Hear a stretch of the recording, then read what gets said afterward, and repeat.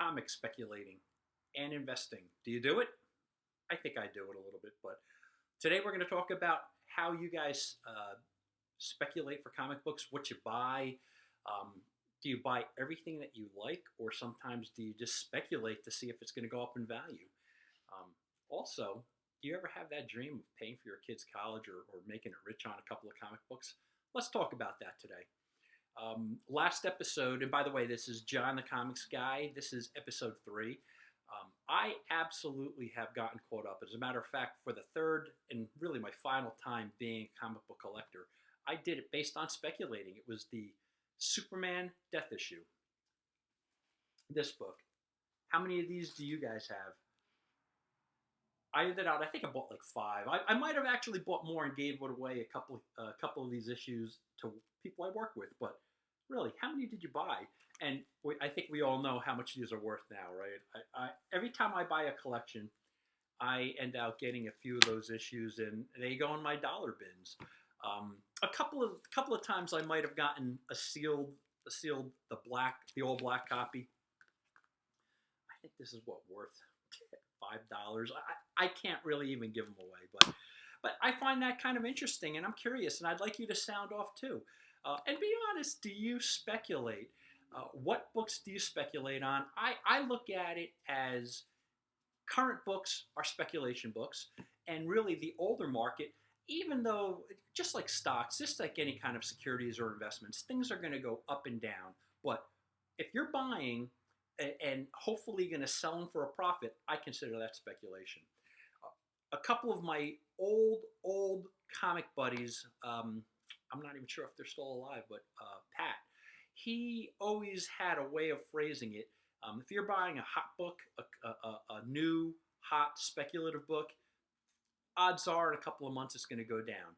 However, if you're buying a golden age or a silver age book, if they've been hot for the past 50, 60 years, it's likely they're going to be hot for the next 50, 60 years. So I always kind of took that to heart.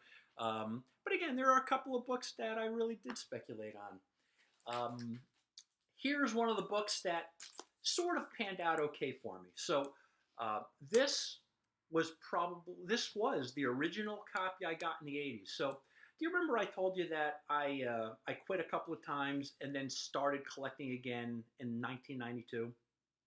It just so happens there were a few books that I didn't get rid of, and this was one of them. And then, of course, I got it graded. So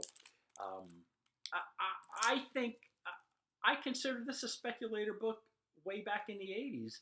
And I can't say it really panned out that well. Is it that valuable?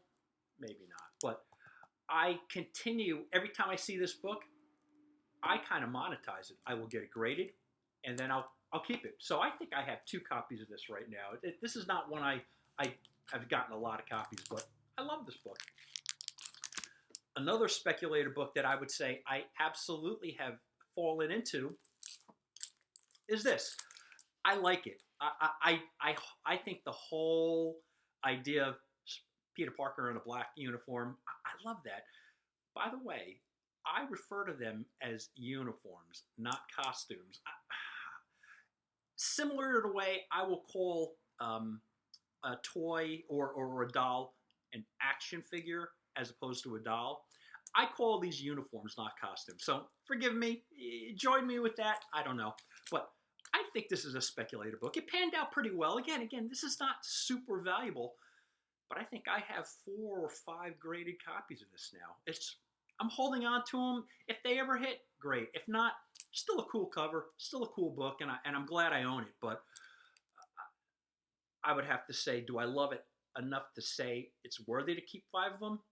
For speculation purposes, yes. Now, among my favorites, and by the way, this goes to one of my favorite storylines of all time. Another speculator book that I have,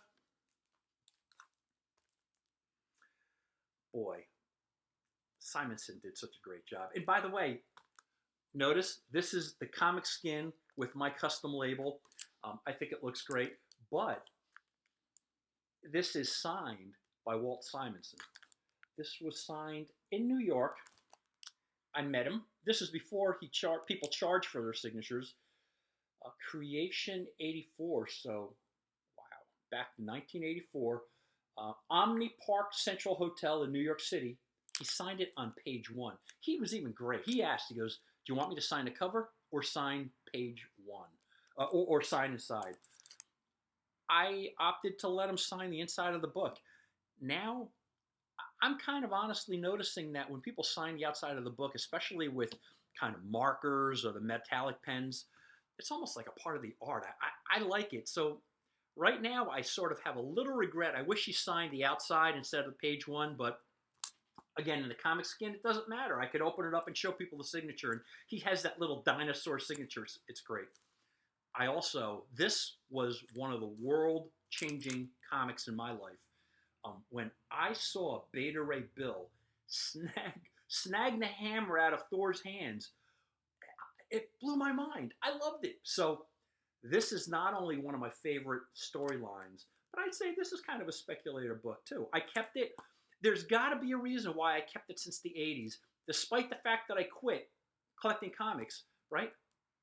I kept it. So I'm thinking, and this has a little bit of value. In this condition, as you can see, this is the one I got right at the convention at the Omni Center. It is a great looking book. Just because at one time I probably didn't have it in a double bagged. I would say this is a 9.6 more instead of a 9.8, but still a fine looking book.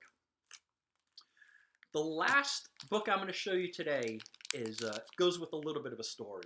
So this was about 25 years ago in Mount Laurel, New Jersey. There was a store, and I forget, the guy was a nice guy, but it was in Mount Laurel, New Jersey. On my lunch hour from work, I went to this comic store. He had the nicest copy of Hulk 181 I've ever seen. I would say if we got it graded at the time, it would have come out a 9.8. If they had grading at that time.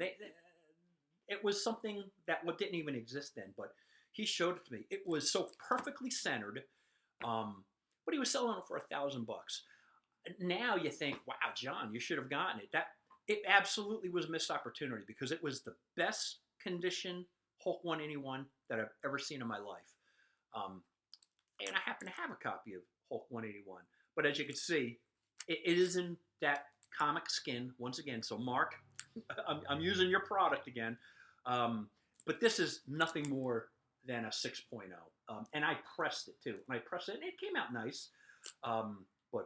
And I tell you this, ladies and gentlemen, this cost me significantly more than just $1,000. So, you know, life goes and life happens. And if I were to know what I know now, when I saw the most beautiful copy of Hulk 181, I would have bought it for $1,000. But 25 years ago, despite the fact that I had a good job, that's a lot of money. It's a lot of money now. I did not feel pleasure handing out the amount of money I did to get these books. I got this with Hulk 180, 181, and 182. So I got the trilogy. They're all in around the same condition. But, you know, I had to pay a lot more now. It was kind of, I thought it was an opportunity to pick up books that I really would enjoy. But boy, if I got that old 181, that was, I'm thinking, a 9.8 perfectly centered. Boy, that would have been a lottery, right? That would have been the book of my lifetime, I think. So anyway, please sound off in the comments. Do you speculate? And again, I'm really curious. There's no judgment here. We are going to keep this positive, right? We're going to keep it all positive. No judgment. If you end up getting 100 issues of Spider-Man #1, and now they're worth $20, you know what? If you paid $125 for it, that's still a good deal. So there is no judgment in our speculation. I'm just curious on what you do. You kind of see how I speculate and what I pick up. And I will continue to hold them, right? If I get enough Amazing Spider-Man 252 tomorrow, I'm going to hold on to it because I'm speculating. And that's the way I do it. So everybody, thank you for joining me today. I love talking comic books. This is John the Comic Guy. This was episode 3. Next episode, I think I'm going to probably talk about being a completist. Do you buy a copy of every issue of a series that you collect, or do you just pick and choose? I want to know. I will talk to you soon. This is John the Comics Guy, and if you like what you're seeing, if you find this kind of compelling discussion, please hit the subscribe button. Final word. Please notice on the bottom right-hand side of your screen, there's the UCG symbol. Me and a few other vendors around South Jersey are part of a group that we call the United Collectors Group. By looking at that symbol, if you click it, you'll subscribe. But also, if you see a vendor with the UCG symbol similar to that, you know that they're friends of ours, you know, and I'm telling you, we're not gouging people. So at least you know they're trustworthy people, and you can say, hey, I know John the Comics Guy, you obviously do too. And you'll see that on the 7th and 8th of April at the Ocean City, New Jersey on the Music Pier. You'll see that symbol by a couple of us as well. So again, click it. Please, if you find this conversation good, please subscribe. And I thank you for your time, and I'll talk to you soon. And again, we're going to talk about completist. Are you buying one of everything? I want to know. Thank you so much.